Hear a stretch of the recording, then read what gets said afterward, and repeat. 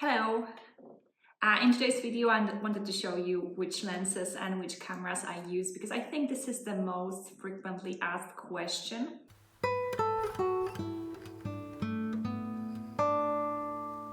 On my social media, and with that I also want to show you a few images taken with those lenses and cameras. First of all, for anyone that's new to the subject, a camera consists of two parts. One is a camera body and the other one is a lens. So we'll be talking about those separately.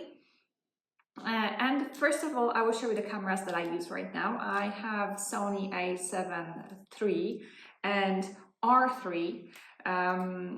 Both I use at the same time, and I have to tell you that I'm recording this video in September of 2023, and those are the things that you change throughout the time, like your computer, like any electronic devices, because they change so fast. So probably if you're watching that in a couple years, that may be different for me now, but for now I'm using those cameras.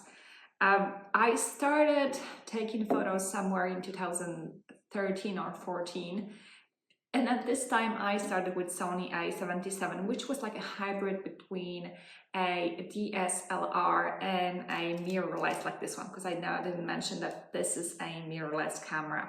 The mirrorless, it actually takes into account your shutter speed, it takes into account your aperture, and if, for example, if too much light is going into the camera, the image that you see here will be very bright, and the other way around. So if you don't have enough light on your sensor because your aperture is very small, or your time, like the shutter speed, is very fast, then the image that you see here will be very dark.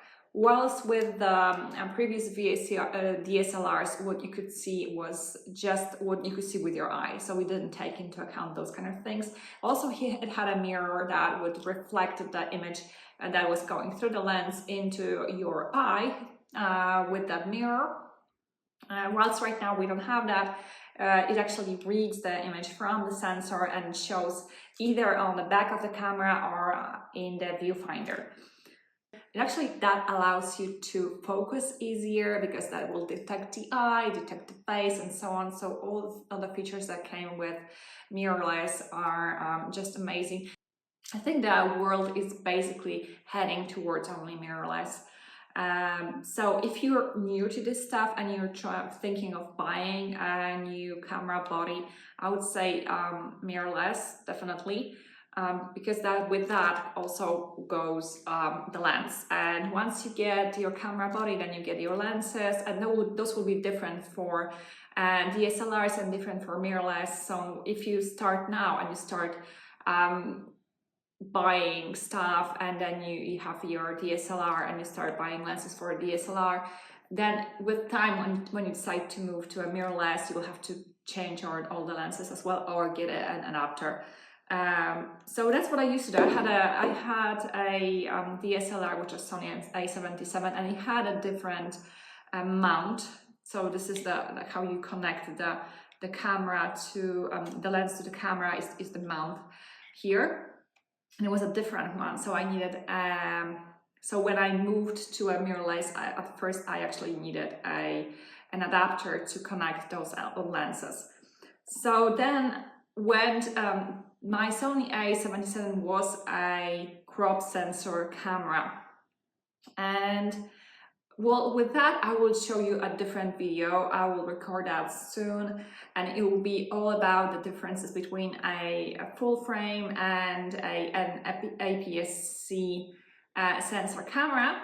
But for now I'm just going to tell you that the first one that I had was an APS-C sensor camera, so it was a so-called cropped sensor. So when I decided to move to a full frame, I then went straight for a mirrorless, and my first one is this one. This is Sony a7. So it was very small, actually very light and tiny body, and it was such a relief from a huge DSLR. But the problem with that was that it had a very, very weak battery. So it meant that it was winter time and it was actually cold outside. I would have to have like 3 extra batteries in my pocket because they would just run out so fast. And then I moved to Sony A7 II, which was already an upgrade, but I used it for some time. It's already quite damaged. I don't remember using that much, but it has a lot of some damage here, especially that the screen is not, I can't really close it down anymore. I don't know what happened over here. But the reason why I upgraded again to Sony A7 III was that the newer version has this little joystick here. And that was a game changer for me. From Sony A7 II to 3, this little thing allows me to move my focal point to a different place, and that allows me to control where the focus goes more easier than it was with this one. Even though I do try to detect faces and eyes, but once I have my model kind of facing the other way or just looking down, sometimes the hair hanging out, it doesn't see the face and it doesn't see the eye. And in that cases, the focus was going to a random spot that was for the camera looking the most contrasty or something. And I still wanted to have the option to control where I want this to focus. So I love this little joystick here, and this is the reason why I actually don't use this one anymore. As I mentioned, I have 2 camera bodies. The difference between Sony A7 III and R3 is that this just has a little more pixels. This is 762 megapixel, and I think this is 24 megapixel camera, this just creates more like bigger resolution files and again bigger files basically. If I then export it to a JPEG and for example, I use the size for my social media, I really can't tell which camera I used. But when I'm editing, I definitely can zoom in more to more detail with the R version. But I wouldn't say that it's like a huge difference for your viewer, for anyone, for your client. They wouldn't know which camera you are using. I guess unless you actually really need a really big file. But for like a portrait photographer, where we actually provide photos for people to put there in social media or use as their profile pictures and so on, they wouldn't probably see the difference. So that's all for. I was showing you when I was talking, you could see the pictures taken from those different cameras on the screen, but the camera body itself, it really doesn't give a lot of difference when it comes to the photo. I think there are some people that just shoot and again they present the photo straight from the camera. In that case, maybe there is a difference if you're using a Sony or a Canon, but for all of us like me, when I edit my photos, when I see people on my workshops and they all have different cameras, but the same lens, for example, there's no difference in the end because we will going to change the colors a little in the end, so it really doesn't matter what shade of orange that was at the beginning. The only thing that I see with camera bodies that makes a difference is just like the way, the whole ergonomy of the body, how it was built, how you hold it. The battery power will be also a game changer. This like the difference between the Sony A7 II and 3 was that this one has a bigger battery, and this one actually can. I think I can go to 3-4 shootings without charging it. I usually charge it every 2 or 3 sessions. This one, on the other hand, I needed to have 3 batteries charged just for a session, especially if it was colder, and so the battery would run out faster. But this one just holds the battery very well, and I think it's very comfortable to grab it, as this grip is very nice and built for the hand. and also like the joystick on the back. So whenever you want to buy a camera, just hold it in your hand, try to see how that just lies in your hand. There are some buttons, of course, and some dials here, but it really doesn't matter what it's set at the beginning, because you can always customize everything in your camera. So don't put a lot of attention to what button is for what, because you can always like change it. I have mine changed. Anyways, for example, I had a Canon mirrorless camera recently in my hands, and it was bigger, and the grip wasn't as comfortable for me as with a Sony camera. So just hold a couple of camera bodies in your hand and see which one works for you the best. Okay, so I think that's all about the camera bodies, and then I'm going to talk about lenses, because I think this is actually the more important thing when it comes to your photos and how your other people were going to see your photos. Using a different lens and buying a good lens will make the biggest change, the biggest difference in your photos. And if you want to really invest in a good lens, well, it's camera body, you can buy a used one. Just for me, like the Sony, I would never buy again a Sony a7 II, just because it didn't have that joystick. I would get this one or this one, or even the newer version, depending on your budget. Okay, so I'm going to show you the first lens now. This is my This is a 135mm lens. This one is from Sigma. I used to have a different one because as I said at the beginning, I started with a DSLR camera from Sony, and then therefore I had a different mount to attach that to my camera body. And then I moved to a mirrorless. So I was using that previous Zeiss 135 1.8 with an adapter, which then broke at some point, and I had to make a decision whether I'm going to buy a new adapter or change the lens itself so that it has the amount that would just fit into my mirrorless camera. So I decided to get a new one. This is a Sigma lens. It's quite heavy, I have to say, but it's a really good and a nice sharp lens. I use it all the time on my outdoor session, especially where I shoot with clients or during workshops, or when I don't actually work with my own children. So I'm not the only one that takes care of them at the moment. This one is great for clients because it keeps quite a large distance between me and my models. Especially that I shoot a lot of children portraits. I like to have them playing, be comfortable where they are. And I feel like if I stand a little further away, I don't intimidate them that much with my presence. And they can be a little more spontaneous with their play. And also really gives a really nice background blur. Of course, that also depends on the aperture that you use, on the distance from your model. But with this one, you can actually get a really, really nice background blur. The second one that I want to show you is the 85.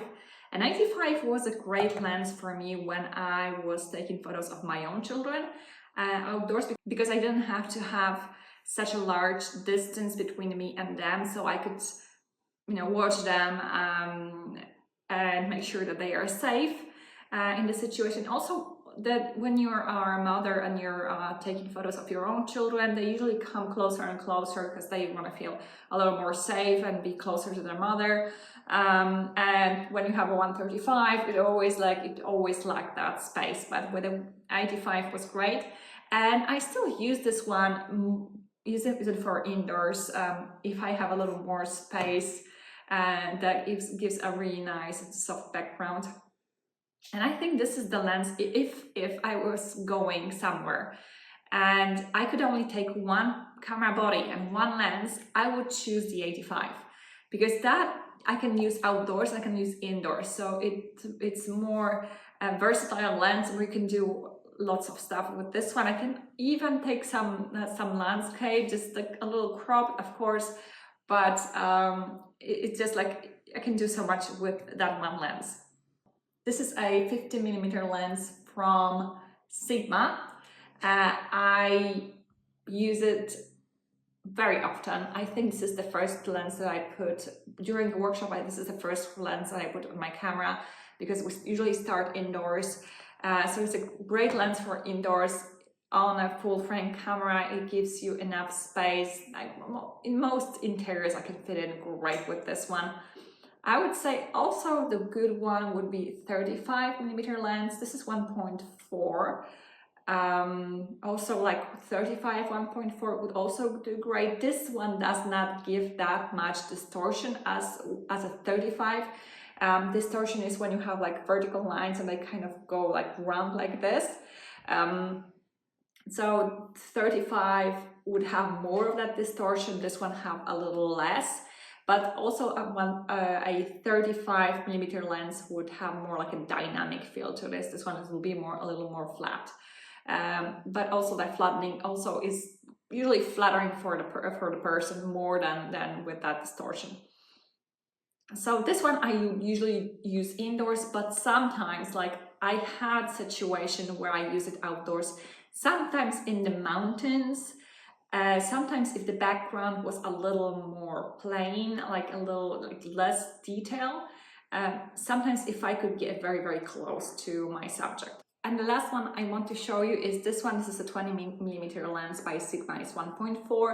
And I remember that I used it once on my workshop in Belgium where I had this incoming storm and I wanted to have it very dramatic and very dynamic look to the photo. I also use it for some close-ups, but I rarely use this one because this really requires for me to stand very, very close to my subject. I'm really not used to that.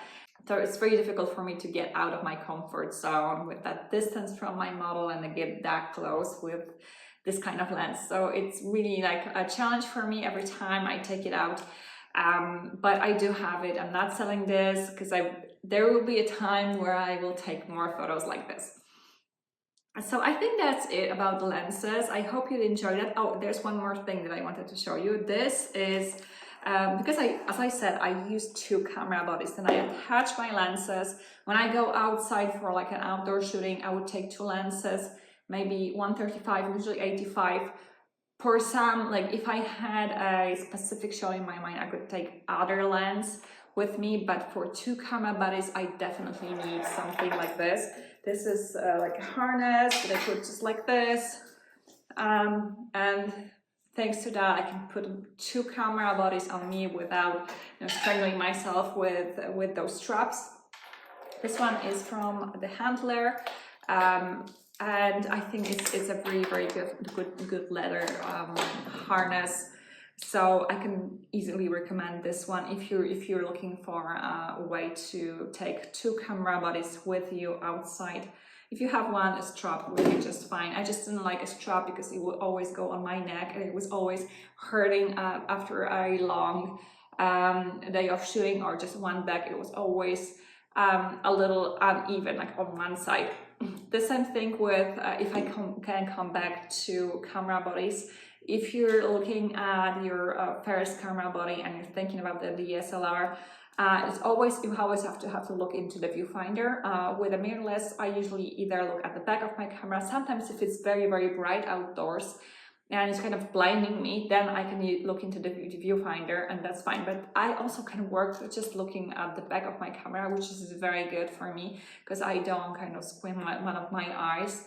And of course, that's really helpful for all the women that actually care about their appearance. So definitely I'm mirrorless. And the lenses that I showed you, they're all for portraits. For landscape, for other types of photography, you will have different lenses. So really have to make a decision like what you actually want to photograph. The people that I see on my workshops sometimes also come with zoom lenses like 70-200 or 24-70. Whereas 70-200, I'm not a huge fan of that lens because it's really very big.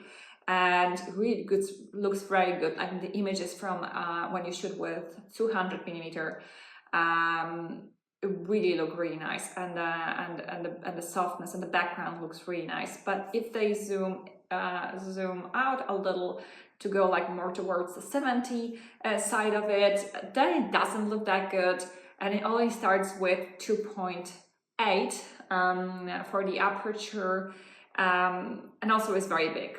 So that's why I'm not a huge fan of that lens.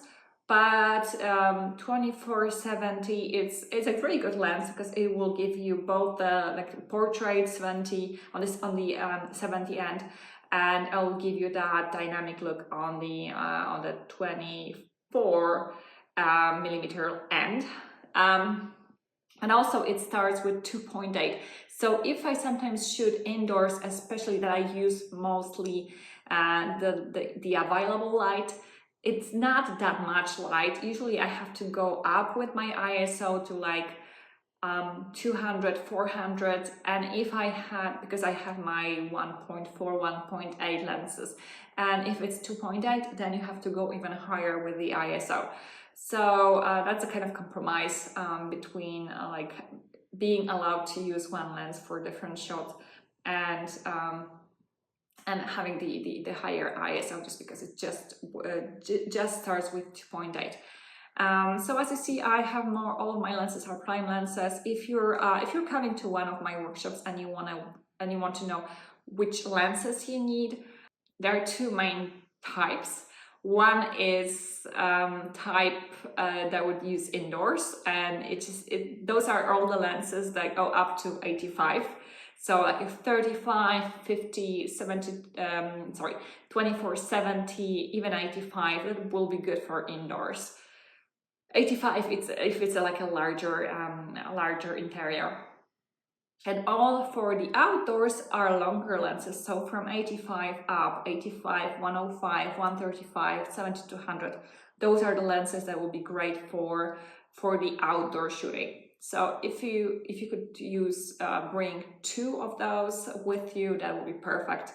If you have one, that's like there will be something like missing in your backpack, and probably you have to kind of compromise something for something. Okay, I think that's it. If you didn't subscribe so far, please do. I will be creating more videos, definitely one about full frame camera bodies and APS-C camera bodies. Also, I'll have some more about like technical stuff when it comes to photography. So if you have not subscribed yet, please do click that bell button to be notified about new videos. If you want to come to my workshop, learn, shoot side by side. I do travel around Europe, sometimes go to USA on some occasions. Maybe I have plans to travel and maybe we can meet there. So just contact me if you have questions. If you want to meet me somewhere in the world, also contact me. I will send you my schedule for the next couple of months. And I do also have a lot of like editing videos on my website. So if you want to know how I edit those photos, because all the photos that you've seen throughout this video, when I was showing you the lenses, were edited. And if you like what I create also in post-production, also subscribe, and also take a look at my website iwonapowlesińska.com, which I'm showing here, and you will see lots of tutorials and also workshops in Europe, in the United States, maybe somewhere else as well. So I hope you enjoyed this video, and I hope to see you next time. So again, if you have any questions, contact me, write comments in the description. If you have any ideas for new videos that I can upload here, also put some suggestions in the comments. I will truly appreciate that. Thank you so much for watching, and I will see you next time. Bye!